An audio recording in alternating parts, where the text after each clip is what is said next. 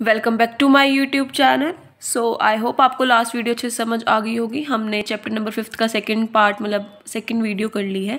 तो आज हम चैप्टर 5 को ही कंटिन्यू कर रहे हैं। इसका ये थर्ड पार्ट है वीडियो में।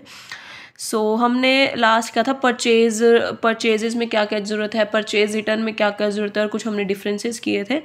अब हम देख रहे हैं credit late and internal check.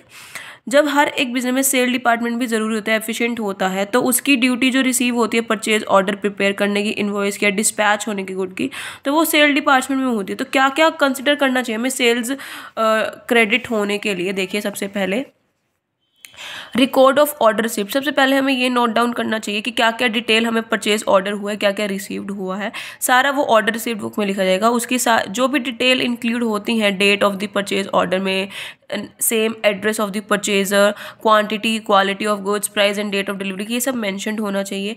Verbal order में रिसीव्ड होना चाहिए, रिटर्न कंफर्मेशन होना चाहिए, ताकि हमारे पास सब कुछ रिकॉर्डेड हो हमारी ऑर्डर रिसीवर बुक में।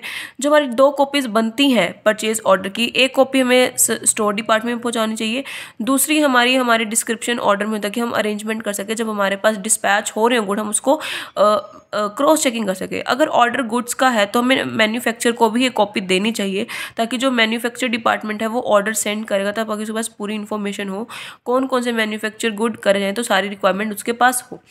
एग्जीक्यूशन ऑफ ऑर्डर, जो हमारा ऑर्डर गुड्स के जो पैक्ड होते हैं स्टोर डिपार्टमेंट पे, जो अरेंजमेंट मेड करी जाती हैं परचेजर्स के लिए, तो जो डिस्पैच हो जाए उनका इंश्योर करना चाहिए। जो स्पेसिफिक परचेज हैं वो इनकन्वीनियंस ना हो परचेजर के लिए। जो हमारे डिस्पैच हो रहे हैं गुड, तो स्टोर डिपार्टमेंट पास एंट्री होनी चाहिए कि स्पेसिफिक डिस टाइम पे हमारे पास डिस्पैच हुए हैं गुड्स, और जो हमारे स्टॉक रजिस्टर में और बिन कार्ड में भी मेंशन होना चाहिए। जो स्टोर डिपार्टमेंट के पास एक चालान इशूड होना चाहिए, ताकि हर एक जो हमारी पैकिंग हो रही है, हम 3 कॉपी मेड करते हैं चालान की। एक कॉपी हमारे पास गुड्स के पास होती है, दूसरी हमारी पर सेल्स डिपार्टमेंट और तीसरी हमारी स्टोर डिपार्टमेंट में फाइल्ड होती है। सारी कॉपीज़ जो चालान की हैं वो ऑर्डर और ट्रांसपोर्टर रिसीव हम सेंड कर देंगे सेल डिपार्टमेंट के साथ, ताकि जो भी एडिशनल एक्सपेंडिचर इनकर्ड हुए हैं जब हम गुड्स को डिस्पैच कराएं, तो सारी की सारी इन्फॉर्मेशन हमारे सेल डिपार्टमेंट के पास हो, और साथ ही साथ हमारे पास इन्वॉइसेस भी इंक्लूड हो।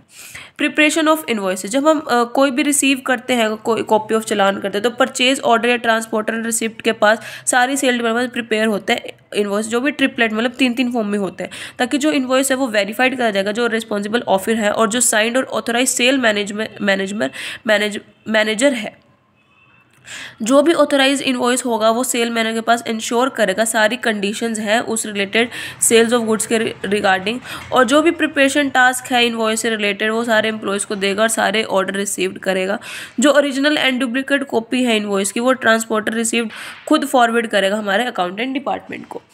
एंट्री इन सेल्स बुक्स, जो हमारा अकाउंट डिपार्टमेंट है वो सारी एंट्रीज करेगा सेल डिपार्टमेंट्स की, ताकि जो भी अमाउंट हमें रिसीव्ड हुई है इनवॉइस की या डुप्लीकेट कॉपी हमारे पास इनवॉइस की सेल डिपार्टमेंट का, तो जो ओरिजिनल कॉपी होगी इनवॉइस की वो हम सीधा बायर को या फिर चालान के साथ, और duplicate copy retain account department के साथ ही फाइल करेंगे, ताकि जो भी कैश रिकॉर्डिंग होगी इनवॉइसेस की बुक में वो इंटरेस्टेड ना हो और कोई परचेज डिपार्टमेंट के पास कोई भी इंटरेस्टेड ना हो। ठीक है, ये हमें ये भी इंश्योर करना चाहिए हमारे इनवॉइसेस हैं वो एंटर्ड ना हो हमारी बुक्स में।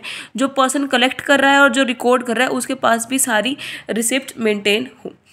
एंट्री इनटू गुड्स ऑफ आउटबुक, जब गुड्स हमारे डिस्पैच होते हैं तो एंट्रीज होनी चाहिए हमारे गुड्स आउटर बुक में, ताकि हमारे पास प्रॉपरली ऑथराइज्ड इन्फॉर्मेशन हो हमारे डिस्पैच ऑफ गुड की। जो मेन एम होता है एफिशिएंट और effective system of internal check का यही होता है कि जो सेल मेंटेन करिए वो मतलब फ्रॉड प्रिवेंटेड फ्री हो, क्योंकि इंश्योर कर जो पॉलिसीज और कंडीशन है रिगार्डिंग हमारे परचेज और गुड्स के रिगार्डिंग वो एडिक्वेट फॉलो करी जा रही हैं या नहीं करी जा रही हैं, ये भी मेन करा जाता है, इंश्योर करा जाता है। जो हमारी सेल्स हुई है वो इन्फ्लेटेड फिक्सेड सेल्स हुई है वो रिकॉर्डेड है या नहीं है। सारी सेल्स रिकॉर्डेड नहीं होती हैं अगर उनका इंटेंशन मिस एप्रोप्रिएशन का है। सेल की जो कंसाइनमेंट है इनवर्ड गुड की वो भी मेंशन्ड होनी चाहिए। जो गुड्स सेंड कर जाने उनका कंसाइनमेंट और गुड्स रिटर्न का वो सारा रिकॉर्डेड होना चाहिए। जो गुड्स सोल्ड करे जा रहे हैं रिटर्न बेसिस पे रिकॉर्ड होने चाहिए। और जो प्रॉपर्टी है वो होनी चाहिए हमारे सेल ऑफ गुड्स में ही होनी चाहिए। सेल रिटर्न और इंटरनल चेक क्या है, अगर कोई सेल्स वापस आ जाए तो देखिए क्या क्या है। जो परचेज रिटर्न होती है वो हम डेबिट रेट पे हम रिसीव करते हैं डिपार्टमेंट का। जो सेल डिपार्टमेंट है वो ही ऑर्डर लेगा से स्टोर डिपार्टमेंट का रिसीव करेगा। ऐसे सुना जो सारी इन्फॉर्मेशन होनी चाहिए हमारी सेल रिटर्न के रिगार्डिंग। जो हमारे गुड्स रिटर्न है वो भी स्ट्रेट फॉरवर्ड होने चाहिए जो हमारी सेल डिपार्टमेंट है, और सारे रिकॉर्ड होना चाहिए हमारी गुड्स इनवर्ड बुक में। जो भी गुड रिटर्न हुए हैं वो चेकड हो रहेंगे ऑथराइज ऑफिशियल के थ्रू। जो हमारा देर आफ्टर सेल्स होंगी वो भी प्रॉम्प्टली इंस्ट्रक्ट होनी चाहिए हमारे अकाउंटेंट डिपार्टमेंट पे, ताकि जो भी हो गुड्स रिटर्न उनकी रिसिप्ट हो सारी 2 कॉपी मेड कर देंगे रिसिप्ट की। एक हमारी कस्टमर के पास होगी साइन, और अदर हमारी लेजर के पास एंट्री मेड होगी, और जो डेट और नंबर है रिसिप्ट का वो मेंशन होना चाहिए हमारे लेजर के अंदर। Now store and internal check. हमारे स्टोर से रिलेटेड क्या क्या चीज़ें हैं देखिए। जो हमारे प्रोबेबिलिटी फ्रॉड होते हैं वो स्टोर में होते हैं, कैश में होते हैं ज़्यादातर। तो ऑर्गेनाइजेशन का जो एफिशिएंट और इफेक्टिव एडिक्वेट सिस्टम है इंटरनल का वो ये है कि हम चेक करें कि हमारी मिस एप्रोप्रिएशन तो नहीं हो रही कैश में, कोई हमारे जो स्टोर है वो प्रिवेंटेड फ्रॉड प्रिवेंटेड है या नहीं है। जो ईजिली मिस एप्रोप्रिएशन होती है ऑर्गेनाइजेशन में यहीं से होती है, तो उन्हें जो साउंड और मैथोलॉजिक सिस्टम है वो इंटरनल चेक का स्टोर से करना चाहिए, क्योंकि वहाँ एब्सेंस रहती है। जो हमारे इंटरनल चेक है वो गुड सेव है या नहीं है। जो हमारे प्रोबेबिलिटी है थेफ्ट की बिकम वहाँ पे ज़्यादा है, हमारे गुड्स भी डिस्ट्रॉय हो सकते हैं। जो रिक्वायरमेंट जो हमारी डिफरेंट डिपार्टमेंट्स हैं उनकी जो रिक्वायरमेंट है वो वेरियस गुड्स की नहीं होती है, बट हम अपने स्टॉक को ऐसे नहीं रख सकते, वो जो हमारे कंसर्न ऑफिशियल है। तो उसके लिए हमें क्या क्या सिस्टम एडिक्वेट मतलब क्या क्या चेक करना चाहिए। जो हमारा मटेरियल है वो जो थेफ्ट ऑफ मटेरियल है, जो प्रोबेबिलिटी है फ्रॉड की, वो मटेरियल वो प्रिवेंटेड होना चाहिए। जो स्टोर है हमारा वो सेफ प्लेस पर होना चाहिए। जो मटेरियल है वो हमें अवेलेबल होना चाहिए हमारे वेरियस डिपार्टमेंट को एज पर देयर रिक्वायरमेंट। जो हमारा मटेरियल सेंड कर रहे हैं हम वेरियस डिपार्टमेंट वो अकाउंटेबली करेक्टेड हो या करेक्टेड होना चाहिए। जो हमारे एडिक्वेट मटेरियल चेक करता है वो एसेंशियल होता है कैश में, अबव मेंशन है। तो मिस एप्रोप्रिएशन मटेरियल में नहीं होनी चाहिए, less important than misappropriation of cash. तो प्रॉपर चेक होना चाहिए हमारे मटेरियल का, प्रॉपर प्रोसेस होना चाहिए। 4 पार्ट में डिवाइड करा हुआ है इन्होंने। सबसे पहले रिसिप्ट ऑफ गुड्स। तो प्रोसीजर क्या है हमारे रिसिप्ट ऑफ गुड्स का। जो परचेज करी गई है गुड्स वो परचेज डिपार्टमेंट में डन होनी चाहिए एज सुन एज पॉसिबल। जो हमारे गुड्स रिसीव्ड हुए हैं और जो हमारे ईट करे गए या फिर गुड्स इनवर्ड बुक में मेंटेन होने चाहिए as the gate of the organisation. जो भी गुड्स रिसीव्ड हुए वो हमारे स्टोर डिपार्टमेंट है एक एम्प्लॉय के बाद द्वारा वेरीफाइड करना चाहिए। उसकी हर एक कॉपी ऑर्डर नोट पर रिसीव्ड होनी चाहिए हमारे अकाउंट डिपार्टमेंट के पास। सेटिस्फाइड होने के लिए जो हमारे गुड्स रिसीव्ड हुए हैं ऑर्डर प्लेस में एम्प्लॉयज़ के जो रिसीव हमें गुड्स हुए हैं वो हमारी गुड रिसीव नोटबुक में होने चाहिए। जो गुड्स रिसीव नोटबुक में होंगे वो ट्रिपलेट फॉर्म में होंगे।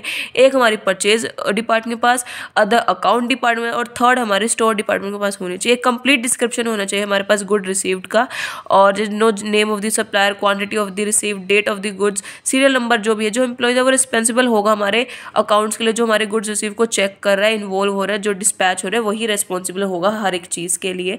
जो गुड्स एक्सेप्ट करे जा रहे हैं फाउंड डिफेक्टेड है उनको भी मेंशन होना चाहिए हमारे गुड्स रिसीव नोटबुक में। जो गुड्स वेरीफाइड करे जा रहे हैं in the presence of employees जो परचेज डिपार्टमेंट का है, तो उसकी डेफिशिएंसी जो गुड्स है रिसीव की वो इन्फॉर्म होनी चाहिए हमारे परचेज डिपार्टमेंट को। Maintenance of good. जो हमारे गुड है या सोल्ड है स्टोर्ड है वो सारे स्टोर हाउस में होने चाहिए। जो डिफरेंट काइंड ऑफ गुड्स हैं वो केप्ट होने चाहिए ऑर्डर की फॉर्म में, डिफरेंट शेल्फ में, डिफरेंट कपबोर्ड्स में। जो मेथड है वेरिफिकेशन का वो हो जाना चाहिए। जो टाइम टू टाइम इन्वेंट्री परचुअल है हर एक कंडक्शन स्टॉक का वेरीफाइड होना चाहिए हर एक एसोसिएशन के द्वारा। इशू ऑफ मटेरियल, इसमें क्या होगा जो हमारे मटेरियल शुड नॉट भी इशूड हुए हैं डिपार्टमेंट को। रिक्वेशन स्लिप पे सारी रिसीप्ट में इन्फॉर्मेशन होनी चाहिए डिपार्टमेंट मैनेजर। जो रिक्वेशन स्लिप है वो साइंड होनी चाहिए, specific name, quantity and number of goods होने चाहिए ताकि सारी रिक्वेशन स्लिप पे पास डेट हो। जो स्टोर कीपर के पास इशू ऑफ गुड्स की जो सारी स्लिप है वो भी होनी चाहिए, सारी प्रिपेयर्ड होनी चाहिए। उसकी एक कॉपी टिक्ड होगी, दूसरी हमारी रिक्वेशन डिपार्टमेंट वापस भेज दी जाएंगी। जो भी स्टोर में रिकॉर्ड होगा वो रिटेन्ड होना चाहिए, साइंड होने चाहिए। जो भी रिक्वेशन स्लिप मटेरियल इशूड हुई है वो सारी अकाउंटेंट में रिकॉर्ड होनी चाहिए और फॉरवर्ड करे जाएंगे हमारे कॉस्ट अकाउंटेंट डिपार्टमेंट ताकि पर्पस हमारा फाइंड आउट करा जाए कॉस्ट का। ठीक है, डिफरेंट कलर की रिक्वेशन स्लिप सेंड कर जाएंगी हर एक डिपार्टमेंट में। जो रेस्पॉन्सिबिलिटी है इशूइंग ऑफ गुड्स की वो इंटरेस्टेड होंगे स्पेसिफिक एम्प्लॉयज़ को ताकि वो सारे अकाउंट्स को अकाउंटली खुद से हैंडल कर सके। जो हमारा डिस्क है स्टोर ऑफिसर है वो क्लोज कर देगा गेट जब हमें स्टोर करना होगा और वो वही वॉच करेगा सारी इश्यूज़ को। जो भी सिर्फ एक ओनली वन कीपर होगा जो स्टोर करेगा गुड्स को, जो इशूड करेगा, रिसीव करेगा और वही सारे सेंक्शन करेगा गेट के टाइम पे। जो इशू गुड हमें रिकॉर्ड करने, सारे जो इशू गुड है वो सारे रिकॉर्डेड होने चाहिए हमारे गुड्स आउटवर्ड बुक में। जो एग्जिट पास सिस्टम है वो भी इशूड होना चाहिए हर एक स्टोर का। जो एग्जिट पार्ट है वो सिर्फ स्टोर कीपर ही इशू करेगा। स्ट्रिक्ट ऑर्डर होंगे गेट कीपर के लिए, कोई भी अलाउड नहीं कर जाएगा स्टोर को लीव करने के लिए विदाउट एन एग्जिट पास। जो डिपार्टमेंट रिटर्न करते हैं गुड्स को, एक उनका material return notebook register prepare की जाएगी हर एक डिपार्टमेंट के अकॉर्डिंग। अलॉन्ग विद जो गुड्स रिटर्न हुए वो रिकॉर्ड करे जाएंगे प्रॉपर्ली और हर एक एंट्री रिसिप्ट मेड की जाएगी और बिन कार्ड में भी करी जाएगी। सारे गुड्स को अच्छे से ध्यान रखा जाएगा और एज सून एज वो रिसीव्ड होंगे शेल्फ्स में भी कैप्ट रखे जाएंगे। जो हमें गुड ट्रांसफर हो रहा है एक डिपार्टमेंट से दूसरे डिपार्टमेंट में वो भी रिकॉर्ड कर जाएंगे। जो भी मटेरियल हमें ट्रांसफर हो रहा है सारे ट्रांसफर नोट पर मेड होंगे और जो रिक्वायरमेंट है एंट्री की पास करने की वो सारी डिपार्टमेंटल वाइज ट्रांसफ़र करी जाएंगी। अकाउंटिंग ऑफ मटेरियल यहाँ पे बहुत एसेंशियल है। जो भी इशू हो रहा है, रिसिप्ट हो रहा है, वो प्रॉपर्ली हमें अकाउंट्स में मेंटेन करनी चाहिए, रिकॉर्ड करनी चाहिए ताकि अकाउंटेंट मटेरियल में सारे सेक्शंस बन जाए। और कुछ और हमें क्या, जो अकाउंटेंट जो मटेरियल होता है वो करते तो है मेन डिपार्टमेंट ही करते हैं। तो क्या क्या हमें ध्यान में रखना चाहिए, जो हमारे एम्प्लॉयज़ हैं जो वर्किंग करते हैं अकाउंट सेक्शन के, उसके पास कोई भी अदर वे नहीं होना चाहिए रिसिप्ट और इशू का इन्वॉल्व करने के लिए। सिर्फ एक टाइप ऑफ मटेरियल यूज़ कर जाएगा और एक टाइप का लेजर बनाया जाएगा। डिफरेंट लेजर नहीं बनाए जाएंगे हर एक ओपन प्रोसेस के लिए, मतलब हर एक डिफरेंट लेजर बनेगा हर एक डिफरेंट काइंड ऑफ गुड्स के लिए। जो भी डिफरेंट काइंड ऑफ मटेरियल है उनका डिफरेंट कार्ड्स होंगे, डिफरेंट अकाउंट्स होंगे। सच कार्ड जो स्टोर कार्ड होगा, मतलब हर एक डिफरेंट कलर का कार्ड यूज़ करा जाएगा डिफरेंट मटेरियल के लिए। हर एक कार्ड में रिसिप्ट, इशू, बैलेंसेस, रिमेन, मतलब सारे इशू टेक प्लेस करे जाएंगे। जो अकाउंटिंग मटेरियल है अकाउंट्स के वो सेंक्शन करे जाएंगे on the basis of good received, requisition slip and goods return note. As soon as good जो इशूड करे गए बेसिस रिक्विजिशन स्लिप इन्फॉर्मेशन पर सेंड कर जाएंगे कॉस्ट डिपार्टमेंट के और अनएबल होगा उन्हें वर्कआउट क्लोज, मतलब कॉस्ट ऑफ द प्रोडक्ट निकालने के लिए। जो हमारे अकाउंट है वो टेल्ड होंगे और बिन कार्ड में वेरीफाइड कर जाएंगे, सारी एक्यूरेसी को करा जाएगा। ठीक है। कैश बुक और कैश ट्रांसफर और इंटरनल चेकअप। कैश बुक से रिलेटेड क्या क्या हमें इंटरनल चेक करना चाहिए।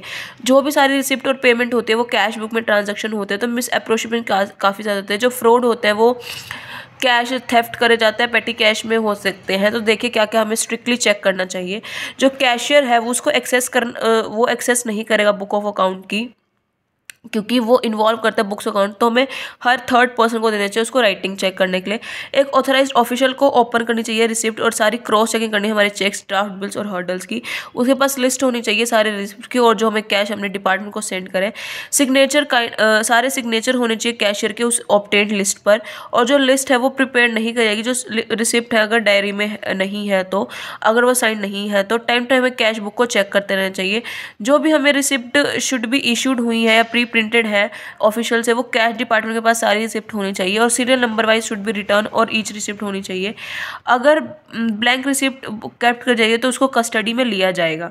कोई भी रॉन्ग रिसिप्ट मेड नहीं करी जाएगी, कैंसिल करी जाएगी। और कोई चेंजेस आते हैं रिसिप्ट में तो सच वो ऑथराइज सारे सीनियर ऑफिसर के पास साइन होनी चाहिए हर एक आइटम को। जो भी हमारे रिसिप्ट होंगी वो डिपॉजिट होंगी हमारी बैंक में एवरीडे और जो पार्ट पेन स्लिप है डिपॉजिट होंगी हमारी बैंक में, ताकि जो कैशियर है और जो हमारा रिटर्न का बिजनेस है फाइल्ड एम्प्लॉयज़ का वो प्रिपेयर करा जाएगा। जो भी बिजनेस में कैश या सेल होती है वो ओवर द काउंटर सेल्स होती हैं तो उनको अडॉप्ट करा जाएगा। 3 कॉपीज़ मेड कर जाती है कैश मेमो की हर एक सेल को, एक एंट्री कैश मेमो की और दूसरी हमारी मतलब एंट्रीज जो हमारी बुक्स में होती है कैश मेमो की। ठीक है। जो ट्रैवलर एजेंट है वो ऑथराइज है कलेक्ट करने के लिए पेमेंट की वो बिहाफ पे। तो फाइनल रिसिप्ट जो भी इशू होगी वो कैश डिपार्टमेंट के पास ही होनी चाहिए। जो कस्टमर है वो आस्क कर सकता है पेमेंट के लिए by cross checking the cheque और रिक्वेस्ट भी कर सकता है उन प्रिंटेड रिसिप्ट को कलेक्ट करने के लिए फॉर सच पेमेंट्स। जो भी सारी पेमेंट है वो चेक के थ्रू ही पॉसिबल होंगी। जो चेक है वो सारे प्रिपेयर कर जाएंगे कैशियर के द्वारा और प्रेजेंट करे जाएंगे सीनियर ऑफिसर और वो साइन करेगा। जो भी कैशियर होगा सारे पार्टीज़ को अलोंग करेगा और सारे चेक को भी और साथ साथ वेरीफाइड करेगा कि चेक के अमाउंट बिल्कुल करेक्ट है या नहीं है। सारी क्रॉस चेकिंग होगी जो भी इशू करेंगे और सारे सेफली कस्टडी में रखे जाएंगे ऑथराइज्ड ऑफिशियल्स के द्वारा।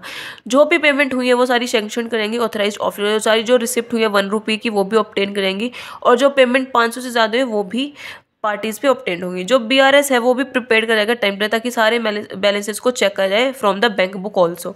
एक सरप्राइज वेरिफिकेशन भी होनी चाहिए ऑथराइज ऑफिशियल द्वारा टाइम पे ताकि एम्प्लॉयज़ को वो चेक करता रहे वो कुछ मिस एप्रोप्रिएशन तो नहीं कर रहे।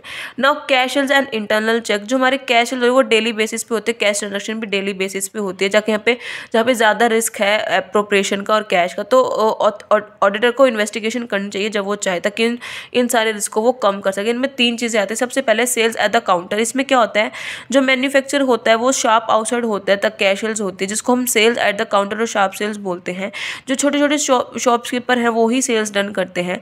तो इंटरनल चेक यहाँ पे बहुत ज़्यादा इंपॉर्टेंट है। इंटरनल चेक जो हमारे लार्ज हाउसेज में होती है, जो डिफरेंट शॉप्स होती हैं, और उनके कुछ फीचर है। सबसे पहले डिवीजन ऑफ वर्क, देखिए जो हमारे डिवीजन है वो सेल में कि पर्सन कौन सेल करेगा, कौन पेमेंट लेगा, और जो सेल्स हुई है उनका रिकॉर्ड कौन रखेगा, और जो गुड्स बायर को हुई है उनका रिकॉर्ड कौन रखेगा।